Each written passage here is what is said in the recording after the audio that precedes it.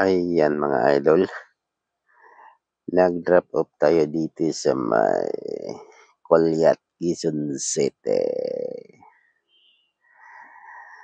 Medyo malayo-layo 'to mga idol. Ngayon lalakbayin na naman natin ulit ang Visayas Avenue dahil galing tayo sa may Congressional Road. Andito tayo ngayon sa Visayas Avenue. Pabalik na tayo ng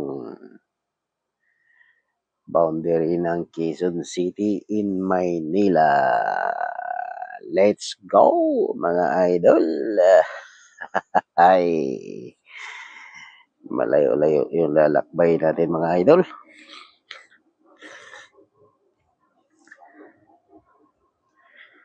Sige lang. I-maintain pa rin natin ang minimum speed limit mga idol. Dahil tahimik naman ang kalsada. No need nating magmamadali o magpapabilis ng takbo. Mas uunahin natin ang ating kaligtasan. Mananatili pa rin tayong safe sa ating pagmamaniho. Ayan mga idol. Kasalukuyan pa rin nating nilalakbay ang Visayas Avenue.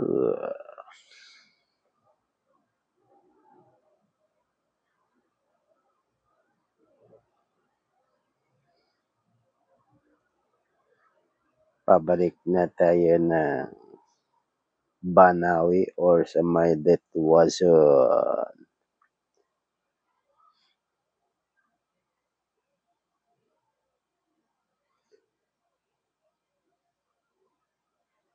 Kung pababayaan lang kasi nating naka-open ang ating apps, may possible na makakarating tayo na malalayong lugar. Kaya mabuti nating bumalik tayo sa Maynila area at doon na tayo mag-open ng apps habang hindi pa tayo masyadong napapalayo. Kaysa mapapalayo tayo ng husto, wala tayong kasiguraduhan kung makakuha tayo ng booking pabalik ng Maynila o karatig na siyudad ng Maynila. Mas maganda na yung mag-advance ang pag-iisip kaysa mapapalayo tayo ng husto mga idol. Ayan, nakamakana na tayo sa Sokel.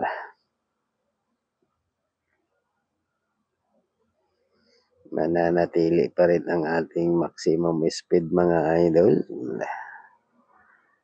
dahil maganda naman ang daloy ng trapiko kapag ganitong oras.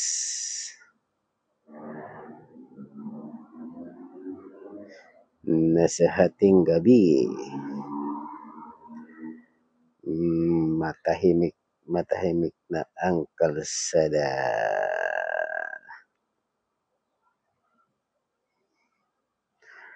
Ayan, kakanan na tayo sa Quezon Avenue. Ayan na mga idol. At mananatili pa rin tayong nakatapak sa motor lane kasi yun ang ating proteksyon. Ayan, advice ko lang sa mga lahat ng two wheels motorcycle.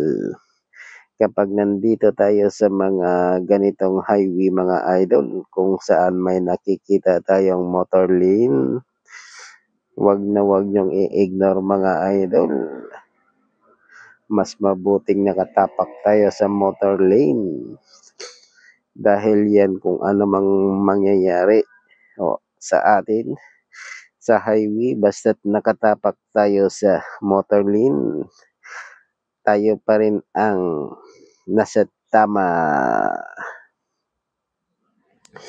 o nasa tamang lane tayo mga idol. Yun ang magbibigay ng proteksyon sa atin sa oras ng mayroon aksidente o insidente na mangyayari sa atin sa ganong highway. Ang medyo madilim talaga dito mga idol. Hindi pa talaga nila napakabitan ng ilaw. Ayan mga idol. Patawid na tayo muli sa EDSA Underpass Quezon Avenue. Ayan, medyo faster na konti ang ating takbo dito mga idol. Dahil mabilis ang mga sasakyan dito. Nagdagdag lang tayo ng maximum speed. Parang hindi tayo mabundol o masagasaan ng humaragasang kasabayan nating mga kotse. Ayan na mga idol. Nakaahon na tayo sa underpass. Tuloy-tuloy pa rin ang ating takbo na nakatapak pa rin sa motorcycle lane. Ayan mga idol. Mas mabuti na talaga yung mag-isip tayo ng advance. Once tayo nasagi dyan sa highway na yan na nasa motor lane tayo, may laban tayo mga idol. Basta dyan ka sa may motor lane, pag nasagi tayo dyan, kung sino mang naka-accident, mayroon tayong laban dahil nasa tamang linya tayo mga idol. Pwede na siguro kung overspeeding tayo. Pero kailangan talagang makontrol natin ang ating takbo sa minimum or maximum lang tayo mga idol. Dahil hindi naman tayo nakipagkarera.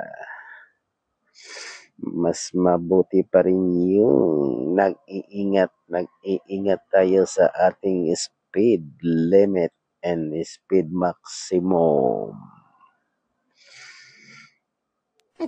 Dahil tayo naghahanap buhay lang.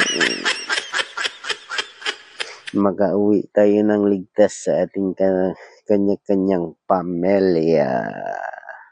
Nag-aantay sa atin pagbalik.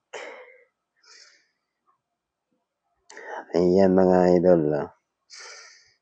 Pwede lang kung busy yung motor lane. Minsan kasi pag matraffic, busy talaga ang motor lane. Pag mapuno ang sasakyan, mahirap tumapak ng motor lane pag matraffic. Dikitan ang sasakyan. Ayan, andito na tayo sa crossing ng West Avenue. Dito naman sa left side ay Timog. Timog yung left side. Ito naman sa kanan natin mga idol ay West Avenue. Direction natin ay papuntang Maynila, Espanya. Oyayay. Medyo dinadalaw-dalaw na tayo ng antok. Mga idol, pag ganitong oras, medyo malayo-layo din yung tinakbo natin. More than 15 minutes. Gaya'y mamamahinga muna siguro tayo pagdating natin sa Banawi or sa Ditwason Street, mga idol. Kailangan muna nating magpapahinga kasi dumadalaw-dalaw na si Haring Antok. Haring Antok. Si Haring Antok talaga ang number 1 nating kalaban sa gabi. Si Haring Antok nakabuntot sa atin paningin. Ayan mga idol, malapit-lapit na tayo. Bababa naman tayo muli sa underpass ng G. Araneta Avenue.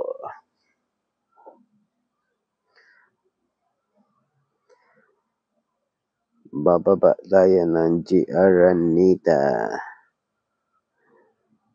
Araneta underpass.